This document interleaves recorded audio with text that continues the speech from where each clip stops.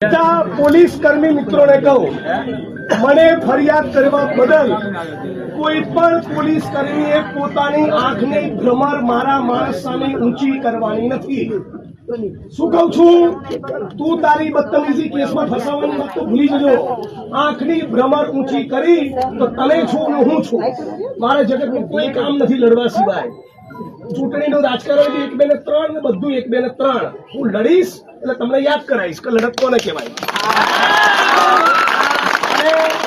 અને તમે પણ આ 1 મહિનાની અંદર સજડબમ ચોખ્ખું ચણાક ના થાય તો આનાથી 5 ગણી સંખ્યામાં 5000 માણસો લઈને આવવાનું છે।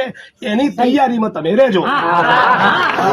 અને એ વખતે તમે તૈયારીમાં નહીં હો તો ફરી મને યાદ કરતા નહીં, હું નવરો નથી, બરાબર? આટલું કીધું તો આપણે વિનંતી કરીએ, અમે રજા લઈએ છીએ એ અપેક્ષા સાથે કે ફરી અમારે આવવું નહીં પડે। તારું વિજય સાહેબ બંગલા બનાવ્યા, બંગલા। અને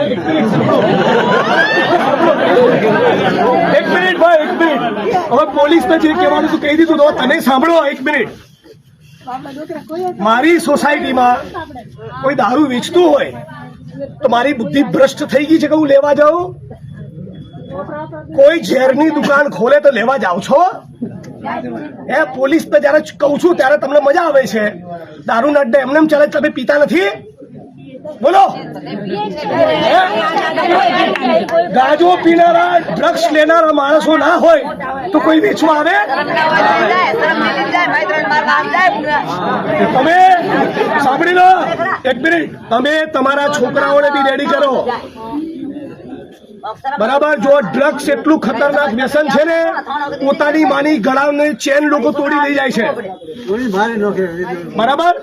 અત્યારે તાલીઓ પાડનારા લોકો તમે બી સુધરી જજો અને ચેતી જજો।